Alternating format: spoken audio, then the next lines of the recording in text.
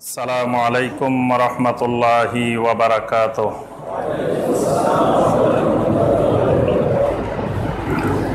ইন্নাল হামদালিল্লাহ নাহমাদুহু ওয়া নাস্তাঈনুহু ওয়া নাস্তাগফিরুহু ওয়া নাউযু বিল্লাহি মিন শুরুরি আনফুসিনা ওয়া মিন সাইয়্যিআতি আ'মালিনা। من يهده الله فلا مضل له ومن يضلل فلا هادي له وأشهد أن لا إله إلا الله وحده لا شريك له وأشهد أن محمدا عبده ورسوله يا أيها الذين آمنوا اتقوا الله حق تقاته ولا تموتن إلا وأنتم مسلمون يا أيها الناس اتقوا ربكم الذي خلقكم من نفس واحدة وخلق منها زوجها وبث منهما رجالا كثيرا ونساء واتقوا الله الذي تساءلون به والأرحام إن الله كان عليكم رقيبا يا أيها الذين آمنوا اتقوا الله وقولوا قولا سديدا يصلح لكم أعمالكم ويغفر لكم ذنوبكم ومن يطع الله ورسوله فقد فاز فوزا عظيما اللهم صل على محمد وعلى آل محمد كما صليت على إبراهيم وعلى آل إبراهيم إنك حميد مجيد اللهم بارك على محمد وعلى آل محمد كما باركت على إبراهيم وعلى آل إبراهيم إنك حميد مجيد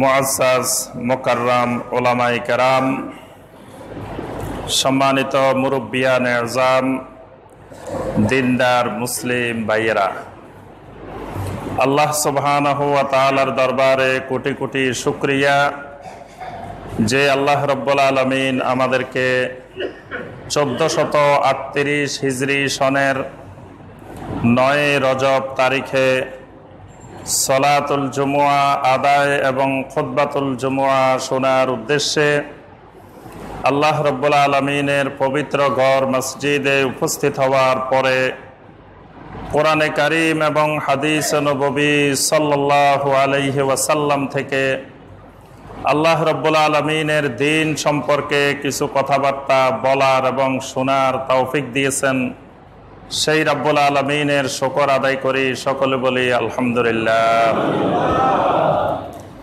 সম্মানিত মুসল্লিয়ানে কেরাম, আজকের খুতবায় আমরা যে বিষয়টি আলোচনা করব ইনশাআল্লাহ, বিষয়টি আমাদের সকলেরই জন্য, সকলের পরিবার পরিজনের জন্য, বর্তমান সমাজের জন্য অত্যন্ত গুরুত্বপূর্ণ। বিষয়টি হলো আহমিয়াতুল হিজাব ফিল ইসলাম, অর্থাৎ ইসলামে হেজাবের বিধান, পর্দার বিধিবিধান।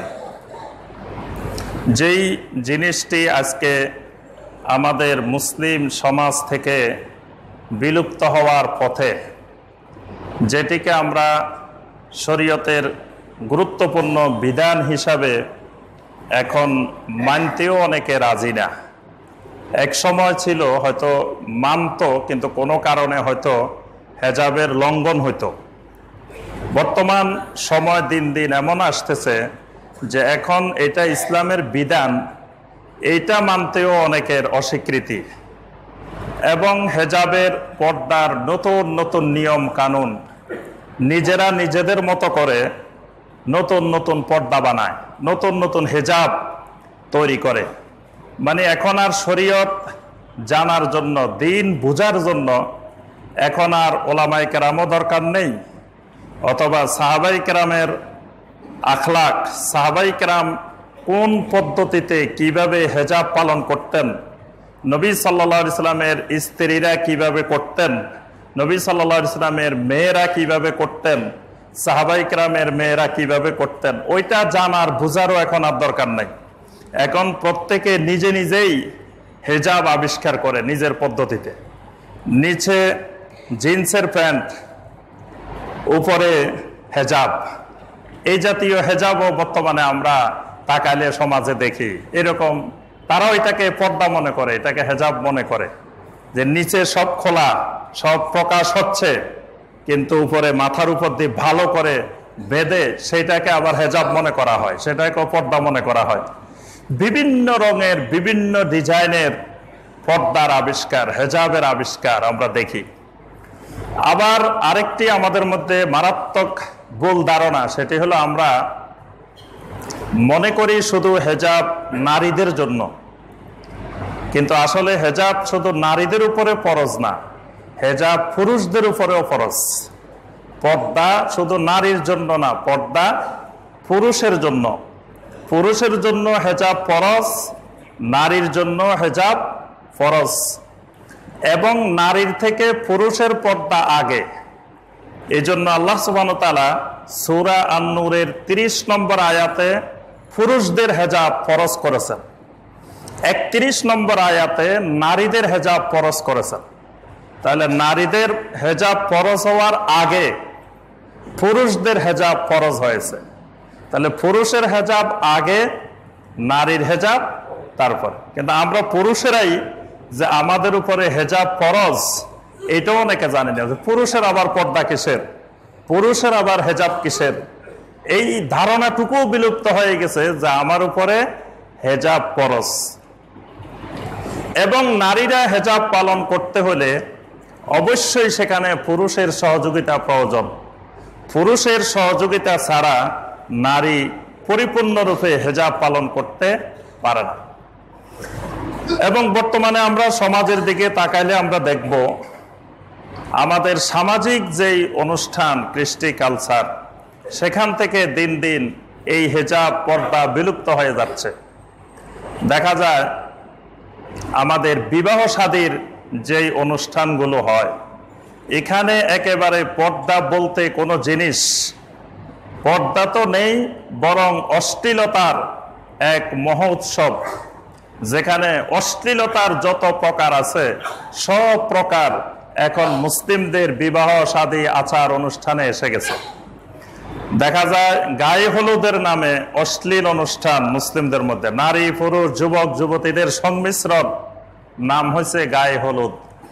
আবার দেখা যায় আমরা যারা আজকে নামাজের মুসল্লি, যারা প্রথম সারির মুসল্লি, যারা হাজী সাহেব, যারা বুজুর্গ, আমরা মনে করি সবাই আমরা আল্লাহর ওলি বুজুর্গ, আমাদের এই মেয়েদেরকে আমরা দেখি বিবাহ শাদীর অনুষ্ঠানে পাল্লার থেকে সাজিয়ে নিয়ে এসে হাজার হাজার মানুষের সামনে মূর্তির মতো বসায় রাখি, যাতে সবাই আমার সুন্দরী মেয়েটাকে একটু দেখে যায়, দেখে সবাই যাতে জেনার বেবিচারের কিছু গুনাহ এখান থেকে নিয়ে যেতে পারে, আর আমার মেয়েটা যাতে কিয়ামতের ময়দানে লক্ষ লক্ষ মানুষের সাথে জেনাকারিনী হিসাবে উঠতে পারে, সেই ব্যবস্থাপনা আমরাই করি।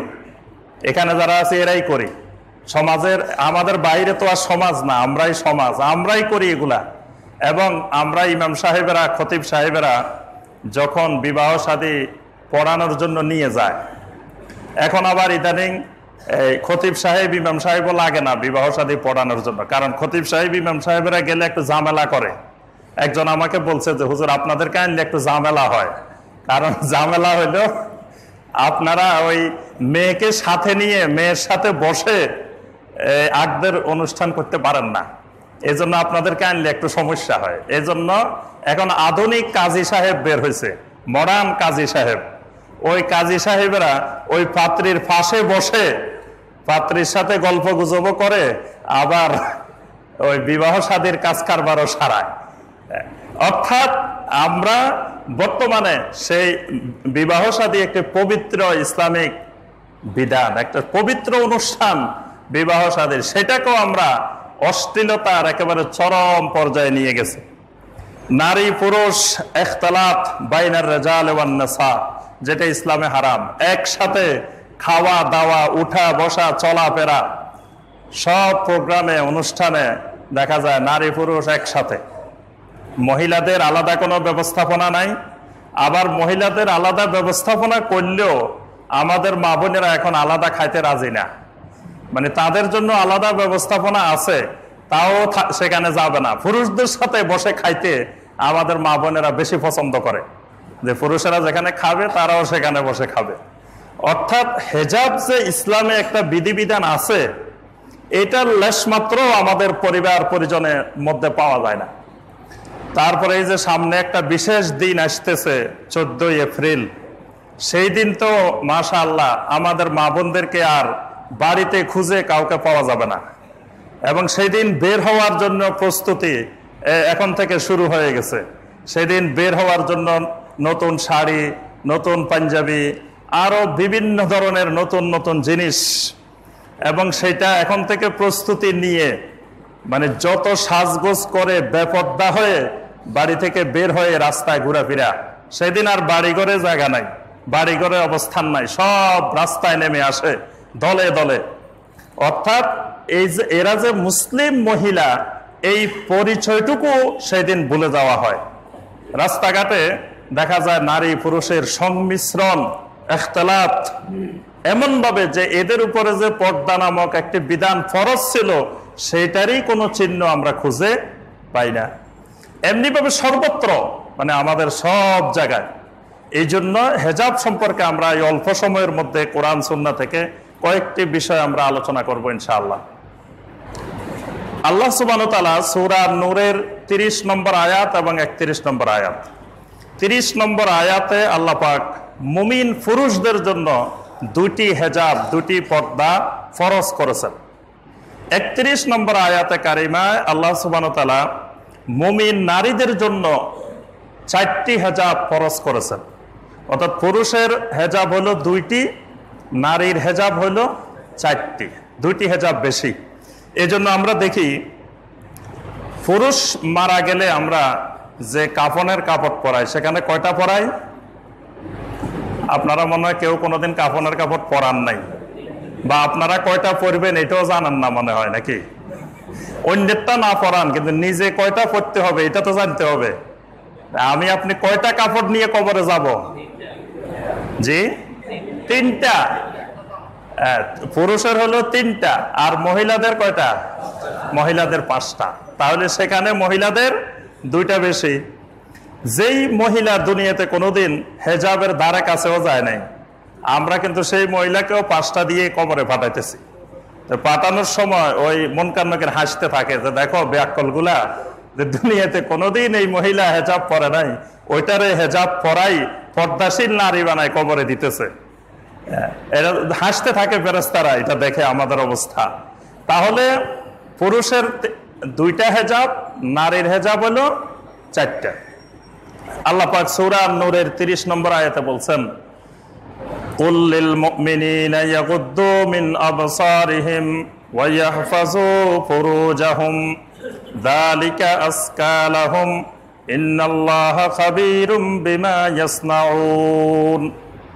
আল্লাহ রাব্বুল আলামিন বলেন, মুমিন পুরুষদেরকে, মুমিন আপনার উম্মতদেরকে বলে দিন, ইয়াগুদ্দু মিন আবসারিহিম, 1 নম্বর তাদের পর্দা হলো তারা তাদের দৃষ্টিগুলোকে সংযত রাখবে, চোখগুলোকে তাদের সংযত করে রাখবে। এটা হলো পুরুষের 1 নম্বর হেজাব, দৃষ্টি সংযত রাখা, দৃষ্টি বন্ধ করে রাখা না।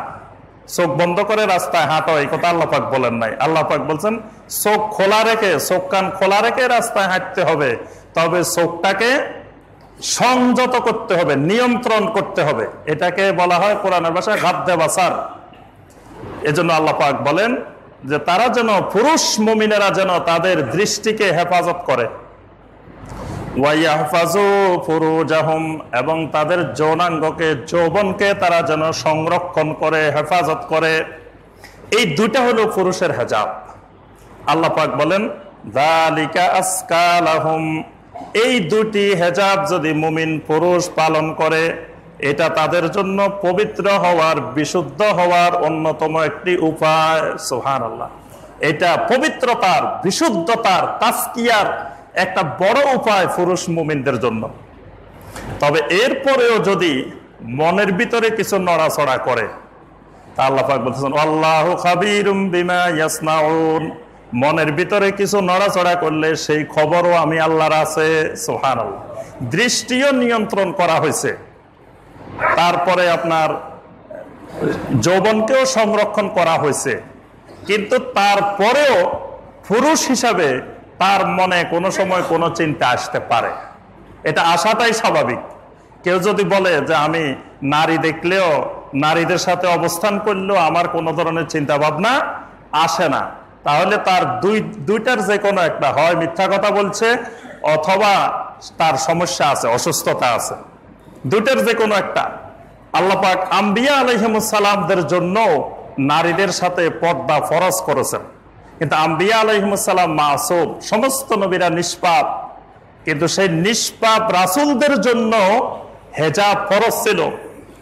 এই জন্য নবী সাল্লাল্লাহু আলাইহি সাল্লামের সামনে কোন মহিলা বেপর্দাভাবে নবী সাল্লাল্লাহু আলাইহি সাল্লামের সাথে এসে দেখা করছেন, এরকম ঘটনা নবী সাল্লাল্লাহু আলাইহি সাল্লামের জীবনে ঘটে না। কিন্তু আমরা এখন দেখি অনেক পীর সাহেবেরা মহিলা মুরিদ নিয়ে ব্যস্ত থাকেন, মহিলা মুরিদ বানায়, মহিলা মুরিদ খেদমত করে, মহিলা মুরিদ হাত পা টিপে দেয়, বলে যে ওস্তাদ উনি পীর সাহেব। এজন্য তাহলে সমস্ত আম্বিয়া আলাইহিমুস সালাম যারা মাসুম, নিষ্পাপ, আল্লাহ সুবহানাহু ওয়া তাআলা তাদের জন্য পর্দাকে ফরজ করেছেন। অর্থাৎ আল্লাহ পাক মানুষকে সৃষ্টিটাই করেছেন এইভাবে যে এটা একসাথে বেপর্দা অবস্থান করলেই তাদের মধ্যে কিছু না কিছু ঘটবে। তো এখানে আল্লাহ পাক পুরুষদেরকে দুটি হেজাব ফরজ করে, পরে এই কথাটাও বলছেন যে তারপরেও যদি তোমাদের মনে কিছু নড়াচড়া করে, সেটা আমি আল্লাহর খবর আছে, তবে আমি আল্লাহ সেটা মাফ করে দিব। সুবহানাল্লাহ। মুমিন নারীদেরকে আল্লাহ পাক বলছে তোমরা 4টা হেজাব পালন করো। ওয়াকুল্লিল মুমিনাতি ইয়াগদুদনা মিন আবসারিহিন্না, মুমিন নারীদেরকে বলে দিন যে তোমাদের 1 নম্বর হেজাব হলো তোমরা তোমাদের দৃষ্টিকে সংযত রাখবা। পুরুষকে যেমন আল্লাহ পাক বলছেন দৃষ্টি সংযত রাখো, নারীকেও আল্লাহ পাক বলতেছেন তুমি দৃষ্টিটা সংযত রাখো। 2 নম্বর হলো ওয়াইয়াহফাজনা ফুরুজাহুন্না, তোমার যৌবনকে হেফাজত করো, সংরক্ষণ করো। অর্থাৎ এই দুইটা পুরুষেরও যে দুইটা, নারীরও সেম একই দুইটা, কিন্তু নারীর অতিরিক্ত আরো 2টা হেজাব আছে। 3 নম্বর হেজাবটা হলো আল্লাহ পাক বলতেছেন ওয়ালা ইউবদিনা যিনাতাহুন্না ইল্লা মা যাহারা মিনহা, খবরদার নারী তুমি তোমার জিনাতকে, তোমার সৌন্দর্যকে বাহিরে প্রকাশ করিও না। তোমার জিনাত, তোমার সৌন্দর্য বাহিরে প্রকাশ করিও না। ইল্লা মা যাহারা মিনহা, তবে তোমার ইচ্ছার বাহিরে যদি কিছু প্রকাশ হয়ে পড়ে সেটা আমি আল্লাহ মাফ করে দিব। সুবহানাল্লাহ। তোমার সব ইচ্ছা আছে যে তুমি তোমার সৌন্দর্য প্রকাশ করবা না, কিন্তু একজন নারী সম্পূর্ণ হেজাব পরিহিতা হওয়ার পরেও আল্লাহ পাক তার মধ্যে এমন এক সৌন্দর্যের জিনাত রেখেছেন, কিছু না কিছু প্রকাশ পাবেই। এই জন্য পর্দাশীল নারীর প্রতিও তাকায় থাকা যাবে না। মানে পর্দাশীল, সম্পূর্ণ পর্দাশীল, কিন্তু তারপরেও তার দিকে তাকায় থাকা যাবে না। এই জন্য আল্লাহ পাক যে মুমিনকে বলছেন দৃষ্টি সংযত রাখার জন্য, তো মুমিন কি শুধু কাফের মহিলাদের থেকে সংযত রাখবে, না মুমিন মহিলাদের থেকেও সংযত রাখবে? জি, মুমিন মহিলাদের থেকেও সংযত রাখবে। তো মুমিন মহিলারা তো পদ্মাশীলই থাকবে, তারপরে আল্লাহ পাক বলতেছেন যে তোমরা পুরুষেরা দৃষ্টি সংযত রাখো, অর্থাৎ পদ্মাশীল হলেও তার দিকে দৃষ্টি দেওয়া যাবে না। কারণ আল্লাহ পাক নারীকে এমন ভাবে তৈরি করেছেন, যিনি নারীর খালেক, যিনি তাকে সৃষ্টি করেছেন, তিনি বলতেছেন যে তুমি হাজার চেষ্টা করলেও তোমার কিছু জিনাত, কিছু সৌন্দর্য প্রকাশ পাবেই, তবে আল্লাহ পাক সেটা মাফ করে দিবেন। এটা হলো নারীর 3 নম্বর হেজাব। 4 নম্বর হেজাব হলো ওয়ালিয়াদরিবনা বিখুমুরিহিন্না আলা জুয়ুবিহিন, তুমি তোমার বুকের উপরে বড় ধরনের একটি ওড়না দিয়ে দাও, তোমার বুকের উপরে অতিরিক্ত আরেকটি ওড়না দিয়ে তুমি ভালো করে ঢেকে নাও। অর্থাৎ হেজাব করার পরেও তুমি তোমার বুকের উপরে অতিরিক্ত আরেকটা কাপড় দিয়ে এটাকে ভালোভাবে ঢেকে নাও। এটা হলো নারীর 4 নম্বর হেজাব। তাহলে আমরা পুরুষের পাইলাম 2টা, নারীর পাইলাম 4টা। নারীদেরকে আল্লাহ পাক পর্দাবিহীন ঘর থেকে বের হওয়া, এটাকে আল্লাহ পাক জাহেলিয়াত বলছেন। এটা হলো জাহেলিয়াতের নিশানা, মানে যেই নারী পর্দাবিহীন ঘর থেকে বের হবে সেই নারী ইসলামের মধ্যে নাই, সেই নারী জাহেলিয়াতে চলে গেছে। সূরা আল আহজাবের 23 নম্বর আয়াত আল্লাহ পাক বলছেন ওয়াকারনা ফি বুয়ুতিকুন্না ওয়ালা তাবাররাজনা তাবাররুজাল জাহিলিয়াতিল উলা। আল্লাহ পাক বলেন, ও মুমিন নারী, ওয়াকারনা ফি বুয়ুতিকুন্না, তোমাদের যদি বাহিরে প্রয়োজন না থাকে, জরুরি প্রয়োজন না হয়, ওয়াকারনা ফি বুয়ুতিকুন্না, তোমরা তোমাদের ঘরে অবস্থান করো, ঘরে অবস্থান করাটাই তোমাদের জন্য শোভনীয়। ওয়ালা তাবাররাজনা তাবাররুজাল জাহিলিয়াতিল উলা, তবে ঘরের মধ্যে বন্দী হয়ে থাকবা এইটা আমি হুকুম দিচ্ছি না, নারী ঘর থেকে বের হওয়ার প্রয়োজন হবে। ইসলাম বলে না যে নারী ঘরের মধ্যে একবার বন্দী হয়ে থাকবে, বের হবে না, এটা ইসলাম বলে না, এটা ইসলামের নীতি না। যদি এটা ইসলামের নীতি হতো তাহলে তার হেজাবের দরকার ছিল না। কেউ যদি ঘরেই থাকে, বাইরে বের হওয়ার দরকার নেই, তো তার আর হেজাবের দরকার কি? বাহিরে বের হওয়ার দরকার আছে বলেই আল্লাহ সুবহানাহু ওয়া তাআলা নারীর উপরে হেজাব ফরজ করছেন। এই জন্য আল্লাহ পাক বলছেন ওয়ালা তাবাররাজনা তাবাররুজাল জাহিলিয়াতিল উলা, খবরদার জাহিলি যুগের নারীরা যেভাবে বেপরদাভাবে অশ্লীলভাবে ঘর থেকে বের হইতো, তোমরা তোমাদের প্রয়োজনে সেইভাবে ঘর থেকে বের হইও না। তাহলে 14 এপ্রিলের দিন ঘর থেকে বের হওয়া, এটাকে নারীর জন্য জরুরি, ফরজ, যে এটা বের না হইলে তার বাঙালিত্ব চলে যাবে, এরকম কিছু আছে? আচ্ছা, আমরা বাঙালি হইতে কোনো অসুবিধা নাই, বাঙালি এটা আল্লাহর নিয়ামত। আল্লাহ পাক আমাদেরকে বাংলা ভাষা দিয়েছেন, এটা আল্লাহর নিয়ামত। আল্লাহ পাক এই জমিনে আমাদেরকে দিচ্ছেন। আমরা কি আল্লাহর কাছে দোয়া করছিলাম যে আল্লাহ বাংলাদেশে আমাদেরকে দেন? আপনারা দোয়া করছিলেন? অনেকে দোয়া করছে মনে হয়, এই যে বলে না যে আল্লাহ আমাদেরকে বাংলাদেশে পাঠান, এটা দোয়া করছিলেন?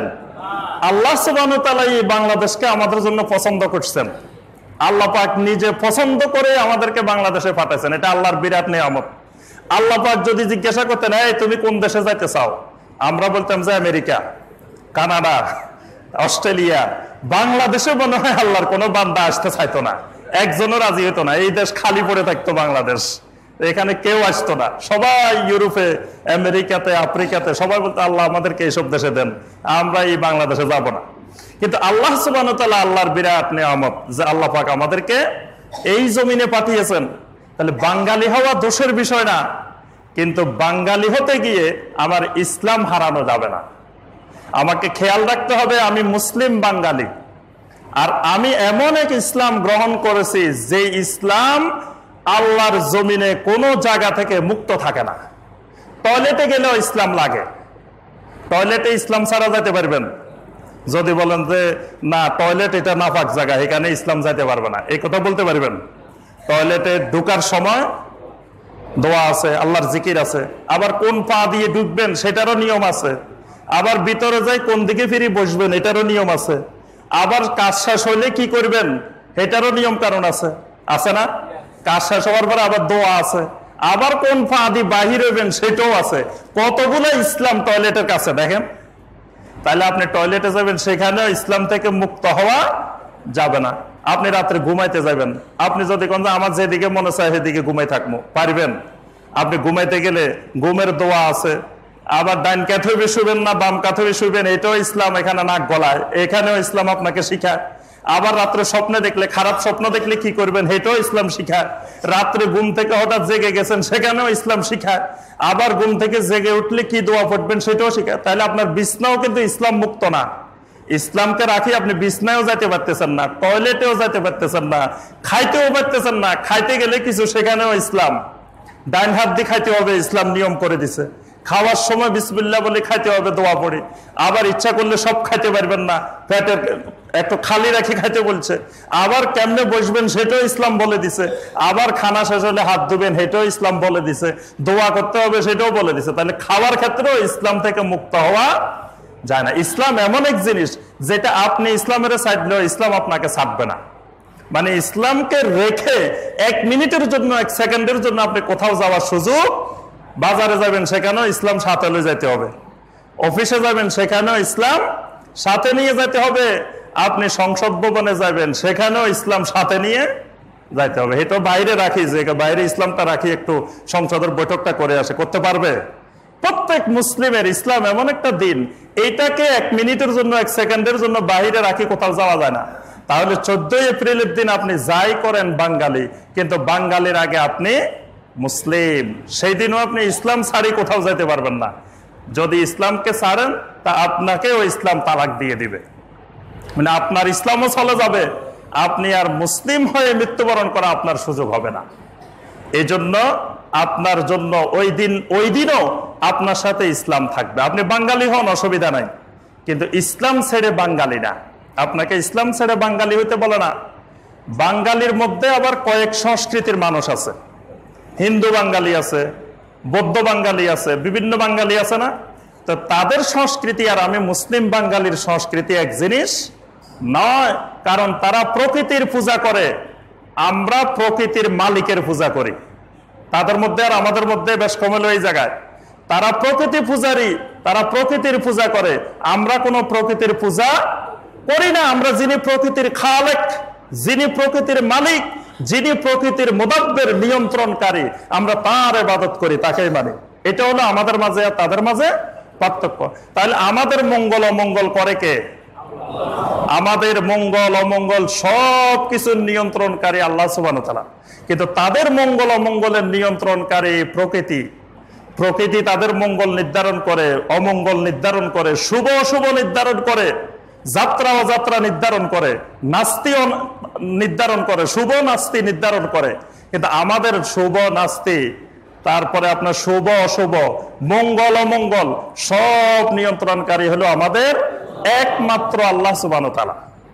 এই জন্য নবী সাল্লাল্লাহু আলাইহি ওয়াসাল্লাম বলছেন, সুনানে জামে আত-তিরমিজির হাদিস আব্দুল্লাহ ইবনে মাসউদ রাদিয়াল্লাহু তাআলা আনহু থেকে বর্ণিত, নবী সাল্লাল্লাহু আলাইহি ওয়াসাল্লাম বলেন, আত-তিয়ারাতু শিরকুন, আত-তিয়ারাতু শিরকুন, আত-তিয়ারাতু শিরকুন। মঙ্গল অমঙ্গলের ক্ষেত্রে যদি প্রকৃতিকে কেউ বিশ্বাস করে, প্রকৃতি মানুষকে মঙ্গল অমঙ্গল করতে পারে, বা কোন শক্তি মানুষকে মঙ্গল অমঙ্গল করতে পারে, এটা শিরক, এটা শিরক, এটা শিরক। নবী সাল্লাল্লাহু আলাইহি ওয়াসাল্লাম 3 বার বলছেন। মঙ্গল অমঙ্গল নির্ধারণকারী যদি আল্লাহ ছাড়া অন্য কোন শক্তিকে, কোন প্রকৃতিকে, কোন মাখলুককে, কোন সৃষ্টিকে মনে করা হয়, নবী সাল্লাল্লাহু আলাইহি ওয়াসাল্লাম 3 বার বলছেন এটা শিরক, এটা শিরক, এটা শিরক। মুসনাদে ইমাম আহমদের হাদিস, আল্লাহ রাসূল সাল্লাল্লাহু আলাইহি ওয়াসাল্লাম বলেন, মান রাদ্দাতহু তিয়ারাতু মিন হাজাতিন ফাকাদ আশরাকা।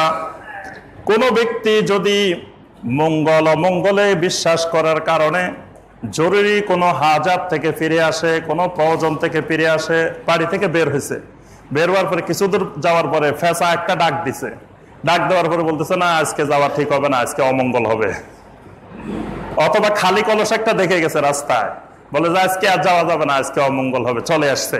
নবী সাল্লাল্লাহু আলাইহি ওয়াসাল্লাম বলেন, ফাকাদ আশরাকা, এই লোক আল্লাহর সাথে শিরক করছে। সাহাবায়ে কেরাম জিজ্ঞাসা করলেন, ক্বালু ইয়া রাসূলুল্লাহ মা কাফফারাতু যালিক, এই শিরকের কাফফারা কি হইতে পারে? কারণ আমরা জাহেলি যুগে তো এরকম অনেক করে ফেলছি। এই শিরকের কাফফারা কি? নবী সাল্লাল্লাহু আলাইহি ওয়াসাল্লাম বলেন, কাফফারা হলো তোমরা আল্লাহর কাছে এই বলে দোয়া করো, এই বলে তওবা করো। কি বলে তওবা করবা? আল্লাহুম্মা লা খায়রা ইল্লা খায়রুক ওয়ালা তায়রা ইল্লা তায়রুক ওয়ালা ইলাহা গায়রুক। আল্লাহর কাছে বলবা যে আল্লাহুম্মা লা খায়রা ইল্লা খায়রুক, হে আল্লাহ, আপনার কল্যাণ ছাড়া দুনিয়ার কেউ আমাকে কল্যাণ অকল্যাণ দিতে পারে না। ওয়ালা তায়রা ইল্লা তায়রুক, আপনার মঙ্গল অমঙ্গল ছাড়া পৃথিবীর কোনো শক্তি আমার মঙ্গল অমঙ্গল করতে পারে না। ওয়ালা ইলাহা গায়রুক, আপনি ছাড়া আমার কোনো সত্যিকারের মাবুদ নাই। এই বলে আল্লাহর কাছে তওবা করো, এই তাওহীদের উপরে ঈমান আনো, তাহলে ওই শিরক আল্লাহ মাফ করে দিবেন। সুবহানাল্লাহ। আল্লাহ রাসূল সাল্লাল্লাহু আলাইহি ওয়াসাল্লাম আরেকটি হাদিসে আরো স্পষ্ট করেছেন, লাইসা মিন্না মান তাতায়্যারা আও তুতায়্যারা বিহি, ওই ব্যক্তি আমার উম্মতের অন্তর্ভুক্ত নয় যে ব্যক্তি মঙ্গল অমঙ্গলে নিজে বিশ্বাস করে আরেকজনকে বিশ্বাস করায়। যে আমার শোভাযাত্রা বের করলে, মিছিল বের করলে, মিটিং করলে আমার মঙ্গল হবে, এই দিন এইভাবে এই শক্তি, সাপ, ব্যাং, অমুক তমুক, এগুলা সব মঙ্গল নির্ধারণ করবে, সকল অশুভ দূর করে দিবে, এই জাতীয় বিশ্বাস যারা পোষণ করে, যারা পোষণ করায়, লাইসা মিন্না, নবী সাল্লাল্লাহু আলাইহি ওয়াসাল্লাম বলেন এরা আমার উম্মতের অন্তর্ভুক্ত নয়। আও তাকাহানা আও তুকুহেনা লাহু, যারা গণকের কাছে যায় আর যারা গণনা করে, গণকের কাছে যায়, ভাই আমার হাতটা দেখেন, হাতের কি অবস্থা, সামনে আমার দিন ভালো আসতেছে না খারাপ আসতেছে, একটু দেখে দেন, আমার রাশিটা একটু দেখে দেন, তুলা রাশির কি অবস্থা, সামনে কুম্ভ রাশির কি অবস্থা, আগামী 1 মাস কেমনে যাবে। নবী সাল্লাল্লাহু আলাইহি ওয়াসাল্লাম বলেন এইরকম গণকের কাছে যারা যায় আর যে গণনা করে, এরা আমার উম্মতের অন্তর্ভুক্ত হইতে পারে না। আও সাহারা আও সোহের আলাহু, যেই জাদু করে, যাকে দিয়ে জাদু করায়, যে লোক জাদু করে অথবা যাকে দিয়ে জাদু করায়, এই লোকও আমার উম্মতের অন্তর্ভুক্ত নয়। ওয়ামান আকাদা উকদাতান, যে ব্যক্তি গিরার মধ্যে ফু দে, যে ব্যক্তি গিরায় ফু দে, গিরায় ফু দে মানে জাদু করে, গিরার মধ্যে ফু দিয়ে যে ব্যক্তি জাদু করে। ওয়ামান আতা কাহিনান ফাসাদ্দাকাহু বিমা ইয়াকুল, এবং ওই গণক তাকে যা বলে দিল সেটা সে বিশ্বাস করে নিল। গণক বলল যে শুনেন, আপনার বড় বড় 2টা বিপদ আছে সামনে, বড় বড় 2টা সমস্যা আছে, এগুলো ঠিক করতে হবে। হে বিশ্বাস করছে, কি লাগবে ভাই এটার জন্য? চাউল লাগবে 5 কেজি, টাকা লাগবে 500, এটা লাগবে এটা লাগবে, সব দিয়ে দিয়ে বিপদ আপদ মুক্তি নিতেছে। নবী সাল্লাল্লাহু আলাইহি ওয়াসাল্লাম বলেন এইরকম যারা বিশ্বাস করবে, ফাকাদ কাফারা বিমা উনজিলা আলা মুহাম্মাদিন সাল্লাল্লাহু আলাইহি ওয়াসাল্লাম, এই লোক মুহাম্মদ সাল্লাল্লাহু আলাইহি ওয়াসাল্লামের উপরে নাজিলকৃত দ্বীনের প্রতি সে কুফরি করলো, অর্থাৎ সে কাফের হয়ে গেল, তার ঈমান চলে গেল, তার আর ঈমানে নাই। তাহলে বাঙালি, মুসলিম বাঙালি কখনো মঙ্গল অমঙ্গল নির্ধারণকারী আল্লাহ রাব্বুল আলামিন ছাড়া আর কোনো শক্তি, কোনো প্রকৃতিকে বিশ্বাস করতে পারে না। এটাই হলো মুমিন বাঙালির পরিচয়। কিন্তু মুমিন ওই দিন বাঙালি হতে গিয়ে ঈমান হারা হওয়া যাবে না। বাঙালি হতে কোনো অসুবিধা নাই, আমরা বাঙালিত্বের বিরোধী না, আমরা চাই যে আমরা বাঙালি, এটা আল্লাহর নিয়ামত, বাঙালি হব, কিন্তু বাঙালি হতে গিয়ে ঈমান হারা হব না। ঈমান সহ বাঙালি, মুসলিম বাঙালি, মুমিন বাঙালি, এই বিষয়টা খেয়াল রাখতে হবে। এই জন্য আল্লাহ পাক বলছেন নারীদেরকে, ওয়ালা তাবাররাজনা তাবাররুজাল জাহিলিয়াতুল উলা, খবরদার জাহিলি যুগের নারীদের মতো তোমরা বের হইও না। জাহিলি যুগের নারীরাও বের হবে, মুমিন নারীও বের হবে, কিন্তু দুইজন একই রকম বের হবে না। আর এরপরে আল্লাহ পাক আরো স্পষ্ট করছেন, সূরা আল আহজাবের 59 নম্বর আয়াতে আল্লাহ পাক আরো স্পষ্ট করে দিয়েছেন, ইয়া আইয়ুহান নাবিয়্যু কুল লি আজওয়াজিকা ওয়া বানাতিকা ওয়া নিসাইল মুমিনিন, হে আমার নবী, আপনি আপনার স্ত্রীদেরকে বলে দেন, আপনার মেয়েদেরকে বলে দেন, এবং সমস্ত মুমিন নারীদেরকে আপনি জানিয়ে দেন। কি জানাই দিবেন? ইউদনিনা আলাইহিন্না মিন জালাবিবিহিন্না, তারা যেন ঘর থেকে বের হওয়ার সময় পরিপূর্ণ শরীরকে ভালো করে ওড়নাটা ছেড়ে দিয়ে লম্বা করে সঠিক হিজাব পালন করে তারা যেন ঘর থেকে বের হয়। এইরকম যদি বের হয় তা আল্লাহ রাব্বুল আলামিন 2টা ফায়দা দিবেন। জালিকা আদনা আইয়ুরাফনা, আল্লাহ পাক বলেন যে নারীরা এইভাবে বের হবে, এটা তাদের পরিচয়ের জন্য অতি নিকটতম জিনিস, সহজ উপায়। কিসের পরিচয়? যে এইরকম পর্দা নিয়ে যখন মুমিন মহিলা রাস্তা দিয়ে বের হবে, তখন মানুষ বুঝবে যে উনি মুমিন, এটা একটা মুসলমান মহিলা, একটা মুমিন মহিলা। এই পরিচয় পাওয়া এটা সহজ হবে। আর এরকম পর্দাশীল মহিলা দেখলে আল্লাহ বলছেন ফালা ইউজাইন, তার দুনিয়াতেও তাকে কোনো কষ্ট দেওয়া হবে না, আখিরাতেও কোনো কষ্ট দেওয়া হবে না। সুবহানাল্লাহ।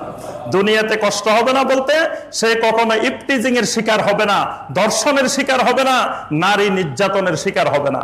কারণ আলহামদুলিল্লাহ, যত বড় বেয়াদব হোক, যত বড় সন্ত্রাসী হোক, যত বড় খারাপ মানুষ হোক, যখন একটা পর্দাশীল মহিলা দেখে, এবং সেই পর্দা অরিজিনাল কোরআন সুন্নাহর পর্দা যদি হয়, আবার আমরা তো ওই যে জিন্সের প্যান্ট পরারও পর্দা মনে করি, এরকম পর্দা না, যদি অরিজিনালি কোরআন সুন্নাহর পর্দা মেনে কোনো মা বোন রাস্তায় বের হয়, তো আল্লাহ না করুক দুই একজন ছাড়া, কোনো দুর্ঘটনা ছাড়া তারা কোনো ধরনের ইফতিজিং এর ধর্ষণের শিকার হওয়ার সম্ভাবনা নাই।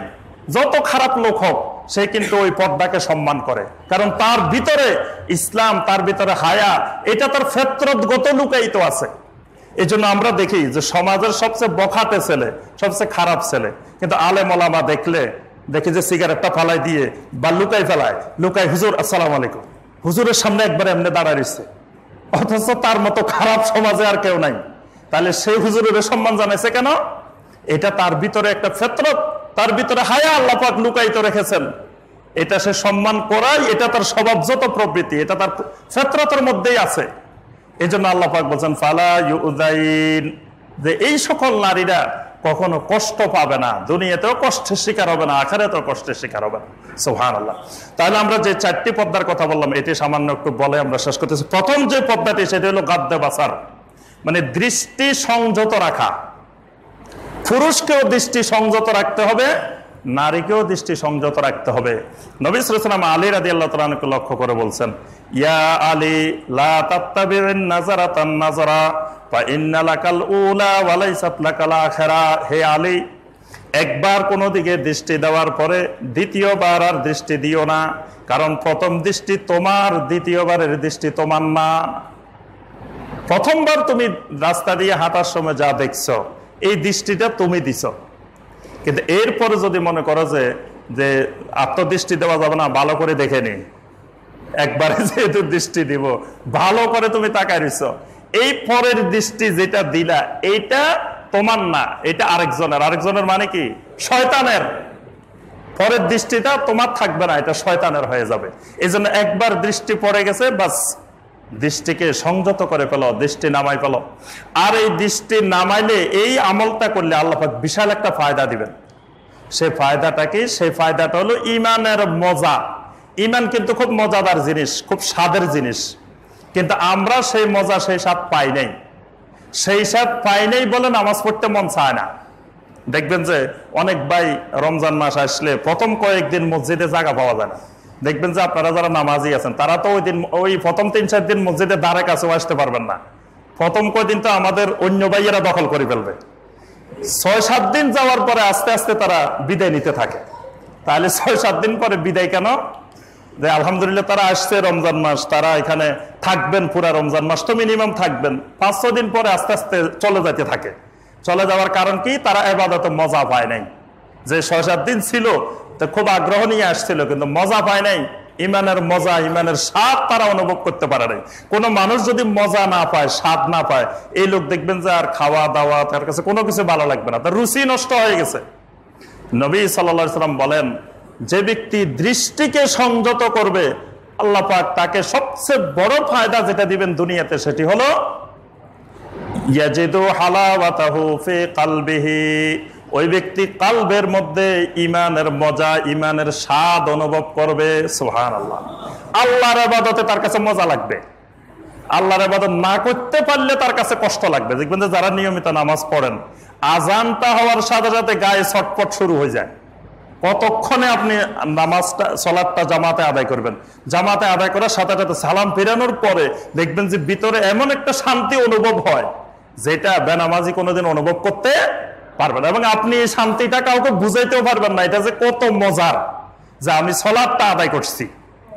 তাহলে এই যে মজাটা পাইলেন, এটা কিসের মজা? ইমানের মজা, ইমানের স্বাদ। নবী সাল্লাল্লাহু আলাইহি ওয়াসাল্লাম বলেন এই দৃষ্টির সাথে এই ইমানের মজার, ইমানের স্বাদ সম্পর্ক আছে। এই জন্য দৃষ্টি যাদের সংযত হবে না, ইমানের স্বাদ, ইমানের মজা পাওয়া যাবে না। এই জন্য অনেকে আসে প্রশ্ন করে যে হুজুর, নামাজের ভিতরে দাঁড়াইলে তো দুনিয়ার কথা মনে পড়ে, দুনিয়ার ওই যে দোকানের হিসাব কিতাব, বাজার করছি হিসাব মিলে নাই, নামাজে দাঁড়াইছি হিসাব মিলে গেছে, বা দোকানে হিসাব মিলে নাই, এখানে আসি দাঁড়ানোর সাথে সাথে মিলে গেছে, দুনিয়ার সব মনে আসতেছে, কি করা? এটা থেকে বাঁচার উপায় কি? এটা থেকে বাঁচার 1 নম্বর উপায় হলো আপনার দৃষ্টি সংযত করেন। দৃষ্টি যেমন বাহিরে রাস্তাঘাটে সংযত করবেন, টেলিভিশনের পর্দা থেকে সংযত করেন, আপনার মোবাইলের ভিতরে অশ্লীল কিছু দেখার থেকে দৃষ্টি হেফাজত করেন। তাহলে ইনশাল্লাহ আপনার ভিতরে ইমানের স্বাদ, ইমানের মজা আসবে। সাহাবায়ে কেরাম যখন সালাতে দাঁড়াইতেন, তখন তাদের শরীরে যে তীরগুলো ঢুকতো, ওই তীরগুলো খুলে ফেলতেন, তবুও সাহাবায়ে কেরাম সালাতের মধ্যে খবর পাইতেন না। সুবহানাল্লাহ। আর আমাদের মশা একটা বসা লাগে না, মশা আরো 1 হাত 2 হাত দূরে আছে, তাও আমরা খবর পাই। কি খবর পান না? মশা এখনো আসে নাই কাছে কিনারে, নামাজের মধ্যে দূরে আছে, তাও দেখবেন যে খবর পাই যে আমরা আসতেছে। তারপরে দেখা যায় যে মানে সলাতের মধ্যে আমাদের অটোমেটিক মেশিন সেট করা আছে, মানে আমরা ক্যাসেট সেট করে দিছি। দেখবেন যে রুকু থেকে দাঁড়ানোর পরে রাব্বানা লাকাল হামদ, এখানে যদি ইমাম সাহেব একটু বেশিক্ষণ দাঁড়ায়, তখন দেখবেন যে মুসল্লি সব সাজদায় চলে গেছে। ইমাম সাহেব দাঁড়ায় রয়েছে, মুসল্লিরা সাজদায় চলে গেছে। কারণ কি? মুসল্লির তো ক্যাসেট সেট করা, মুসল্লির ওখানে টাইম ঠিক করা আছে, 1 মিনিট 1 সেকেন্ড বা 2 সেকেন্ড। মুসল্লি তো এতক্ষণ দাঁড়ানোর, সে তো অন্যদিকে খেয়াল, কিন্তু কাজগুলো নিয়ম করে যাচ্ছে।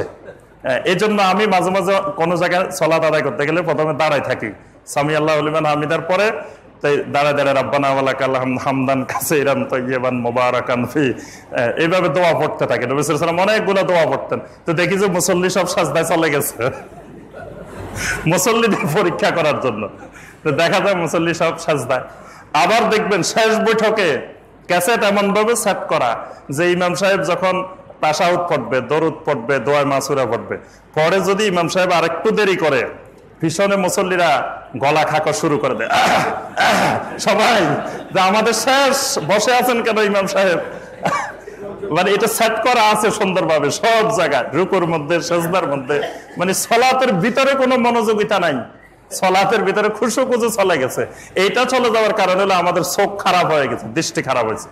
এই জন্য আমাদের 1 নম্বর কাজ হলো দৃষ্টি সংযত করা। 2 নম্বর কাজ বলছি যৌবনের হেফাজত। নবী সাল্লাল্লাহু আলাইহি ওয়াসাল্লাম বলছেন, আমাকে 2টা জিনিসের তোমরা হেফাজত, জামানত দাও, আমি তোমাদেরকে জান্নাতের জামানত দেব। সুবহানাল্লাহ। একটা হলো মা বাইনা লাহিয়াইহি, তোমাদের এই 2 চোয়ালের মধ্যবর্তী জায়গাটা, অর্থাৎ মুখটা, এই জবানটার জামানত দিয়ে দাও। এই জবান দিয়ে মিথ্যা বলা, গীবত, যত রকমের খারাপ জিনিস আছে সব এটা দিয়ে হয়, এটার জামানত দাও। আর 2 রানের মধ্যবর্তী জায়গা, এটার জামানত দাও। এই 2টা জামানত দিলে আদমানুল্লাহুল জান্নাহ, নবী সাল্লাল্লাহু আলাইহি ওয়াসাল্লাম আমি তোমাদেরকে জান্নাতের জামানত দিয়ে দিব। সুবহানাল্লাহ। তারপরে কিয়ামতের ময়দানে আল্লাহ পাক যে ছায়ার ব্যবস্থা করবেন, সেখানে একটা শ্রেণী থাকবে যারা নিজেদের যৌবনকে হেফাজত করেছে। 3 নম্বর হলো নারীর জিনাত প্রকাশ করা যাবে না। এজন্য নারীর জিনাত বলতে নারীর মুখমণ্ডল জিনাত। এজন্য সাহাবায়ে কেরামের মহিলারা, নবী সাল্লাল্লাহু আলাইহি ওয়াসাল্লামের স্ত্রীরা কখনো মুখ খোলা রেখে বাইরে বের হতেন না। এখন বর্তমানে অনেকে হেজাবের পক্ষে দলিল পেশ করে যে মুখমণ্ডল হেজাবের আওতাভুক্ত না, অথচ আমরা দেখি নবী সাল্লাল্লাহু আলাইহি ওয়াসাল্লামের কোন স্ত্রী মুখ খুলে রাস্তায় হাঁটছেন, সাহাবীরা নবী সাল্লাল্লাহু আলাইহি ওয়াসাল্লামের স্ত্রীর মুখমণ্ডল দেখছেন বা মেয়েদের মুখমণ্ডল দেখছেন, বা কোন সাহাবীর স্ত্রীদের মেয়েদের মুখমণ্ডল দেখছেন, এরকম নজির নেই। হাদিসে স্পষ্ট আসছে, আয়েশা রাদিয়াল্লাহু তাআলা বলছেন যে ফাকামারতু ওয়াজহি বিজালবাবি, আমার চেহারাকে আমি জালবাব দিয়ে, চাদর দিয়ে সবসময় ঢেকে রাখতাম। সফওয়ান ইবনে মুআত্তাল সুলামি যখন আমাকে দেখছে, সাথে সাথে আমি ঢেকে ফেলছি মুখমণ্ডলকে। তাহলে জিনাত, মুখমণ্ডলে তো জিনাত, সৌন্দর্য, নারী সৌন্দর্যের মূল জায়গায় তো মুখমণ্ডল। আমরা পাত্রী দেখতে গেলে কি দেখি? হ্যাঁ, পাত্রী দেখতে গেলে কি হাত, পা, আর তো কোনো জায়গা দেখি না, খালি মুখে দেখি। তাহলে মুখে তো জিনাত, এই জিনাত প্রকাশ করা যাবে না। এরপরে নারীদের হাতের মধ্যে, পায়ের মধ্যে কোনো সৌন্দর্য থাকলে সেইটাও হেজাবের আওতাভুক্ত হবে, ওই সৌন্দর্য প্রকাশ করা যাবে না। 4 নম্বর বড় ধরনের ওড়না। বড় ধরনের ওড়না বলতে নবী সাল্লাল্লাহু আলাইহি ওয়াসাল্লাম যেদিন রাত্রে এই আয়াত নাজিল হয় সেই দিন সকালবেলায় সাহাবায়ে কেরামের মহিলারা আয়েশা রাদিয়াল্লাহু তাআলা আনহার কাছে এসে এই খামার সম্পর্কে, ওড়না সম্পর্কে জানতে চাচ্ছিলেন যে ওড়নাটা কেমন হবে। তখন আয়েশা রাদিয়াল্লাহু তাআলা দেখাই দিলেন যে এটা মাথা থেকে শুরু করে কোমর পর্যন্ত। আগে আমাদের মায়েরা, দাদিরা, মুরব্বীরা এরকম উপরের এটা পড়তেন, এখন এটা ছোট হইতে হইতে হইতে হইতে একেবারে মাথার উপরে উঠে গেছে। এটা বুক সহ ঢেকে একেবারে কোমর পর্যন্ত, এটাকে বলা হয় খামার। এটা নারীর উপরে ফরজ। এবং আমাদের দেশের অধিকাংশ মা বোনদের নামাজও হয় না। নামাজের মধ্যে যে শাড়ি পরে নামাজ পড়ে, যে ব্লাউজ পরে নামাজ পড়ে, তো এই ব্লাউজের তো এখান থেকে খালি, তারপরে এখান থেকে খালি, তা আপনার এটা নামাজের মধ্যে তো এগুলো দেখা যাচ্ছে। নামাজের মধ্যে কেউ দেখুক আর না দেখুক, যদি কোনো মহিলার সতরের কোনো অংশ খুলে যায় তাহলে তার নামাজে হবে না। সতর ঢাকা নামাজের মধ্যে ফরজ। এই 6টি হেজাবের বাহিরে সর্বশেষ যেটি বলবো, আমাদের মা বোনদের হেজাবের লঙ্ঘন আরো কয়েকটা ক্ষেত্রে হয়। তার মধ্যে একটা হলো মাহরাম ছাড়া বের হওয়া, এটাও হেজাবের লঙ্ঘন। আপনি সব পর্দা ঠিক আছে, সব হেজাব, কিন্তু সাথে মাহরাম নাই, মাহরাম বিহীন বের হয়েছে। এখন ইদানিং দেখা যায় কোন কোন মা বোনেরা মাহরাম ছাড়া হজেও চলে যায়, মাহরাম ছাড়া উমরায়ও চলে যায়। এবং হজের ব্যবসায়ীরা বিভিন্ন রকমের প্রলোভন দিয়ে বলে যে আপনি আমারে ভাই ডাকেন, আমি আপনার ভাই, অমুকের বাপ ডাকেন, অমুকের এটা ডাকেন, ডাকি হজে চলেন। তো মহিলারা দেখা যায় যে উনাদের কথা শুনে শুনে হজেও চলে যায়, উমরাও চলে যায়। এটা হারাম। স্বামী ছাড়া, মাহরাম ছাড়া কোনো হজ উমরাও যাওয়া যাবে না, এবং বাহিরেও কোথাও সফরে যাওয়া যাবে না, এটা হারাম। নবী সাল্লাল্লাহু আলাইহি ওয়াসাল্লাম স্পষ্ট নিষেধ করছেন। এবং পর্দার ভিতরে থেকে আবার অনেকে দেখা যায় ব্রু প্লাগ করে। বর্তমানে মা বোনেরা বেশিরভাগ এই কাজ করে। আল্লাহ রাসূল সাল্লাল্লাহু আলাইহি ওয়াসাল্লাম এদের উপরে লানত করেছেন, বলছেন আল্লাহর লানত যারা আল মুতাফাল্লিজাত, যারা এই ব্রু প্লাগ করে, যারা পরচুলা লাগায়, যারা উল্কি আঁকে, যারা দাঁতকে সরু করে চিকন করে সৌন্দর্যের জন্য, এদের উপরে আল্লাহর লানত। এইগুলো হেজাবের খেলাফ। এই জন্য সম্মানিত ভাইরা, আমরা যেই বিষয়টি আজকের মূল আলোচ্য বিষয়, সেটি হলো আমরা যেখানে যাব সর্বত্র আমাদের আল্লাহর দ্বীন নিয়ে দুনিয়াতে বেঁচে থাকতে হবে, ঈমান নিয়ে মৃত্যুবরণ করতে। জানাজার নামাজে কি দোয়া পড়েন? আল্লাহুম্মা মান আহইয়াইতাহু মিন্না ফাআহইহি আলাল ইসলাম। আল্লাহ আমাকে দুনিয়াতে যতদিন বাঁচায় রাখো, ইসলামের উপরে বাঁচায় রাখো। তাহলে আপনি কি একদিনের জন্য ইসলাম ছাড়তে পারবেন? একদিন দেখি যে এক মহিলারা আমি জীবনে কোনোদিন দেখি নাই, আমার সাথে হজও করছেন, তাও দেখি নাই। একদিন তার ছেলের বিয়েতে আমাকে দাওয়াত দিছে, যাই দেখি যে এক মহিলা বসে আছে, তা আমি যে ওই মহিলা তো জানি না। এখন পরে একজন আসে পরিচয় করায় দিচ্ছে যে ভাই এ তো আমাদের ছেলের মা। ছেলের মা তো কোনোদিন দেখি নাই ব্যাপারটা। আমি কই যে আজকে এই অবস্থা, আজকে যে ছেলের বিয়া, হজে গেছে, পর্দা আছে, সবসময় পর্দা আছে, মানে ছেলের বিয়ের দিন আর পর্দা লাগবে না। আজকে উনি বেআইন, আজকে উনি বিরাট কাজ করতেছেন, এই জন্য আজকে পর্দা বাদ। বিয়ের দিন অনেকে বলে যে 2-1 দিনের জন্য এরকম ছেড়ে দেওয়া যায়, কিন্তু ইসলাম এমন এক জিনিস, ওই ছেলের বিয়ে, মেয়ের বিয়ে, কে মারা গেছে, উম্মে খাল্লাদ রাদিয়াল্লাহু তাআলা আনহা, ছেলে মারা গেছেন, তাও হেজাব লঙ্ঘন করেন নাই। ছেলে শহীদ হয়েছেন, তবুও তিনি ইসলাম লঙ্ঘন। উনি বলছেন যে আমার ছেলে গেছে কিন্তু আমার ঈমান তো যায় নাই, আমি মুমিন। এই জিনিসটা আমাদেরকে খেয়াল রাখতে হবে। এজন্য আমরা নিজেরাও হেজাবের বিধিবিধান মানবো, আমাদের পরিবার পরিজনকে আমরা হেজাবের উপরে, পর্দার উপরে রাখার চেষ্টা করবো। কি আপনারা সবাই রাজি আছেন? আল্লাহ পাক আমাদের সবাইকে এই হেজাবের বিধিবিধান মেনে চলার তৌফিক দান করুন, মুসলিম হিসাবে বেঁচে থাকার, ঈমানের সাথে মৃত্যুবরণ করার তৌফিক দান করুন। আমিন ইয়া রাব্বাল আলামিন। আসসালামু আলাইকুম ওয়া রাহমাতুল্লাহি ওয়া বারাকাতুহু।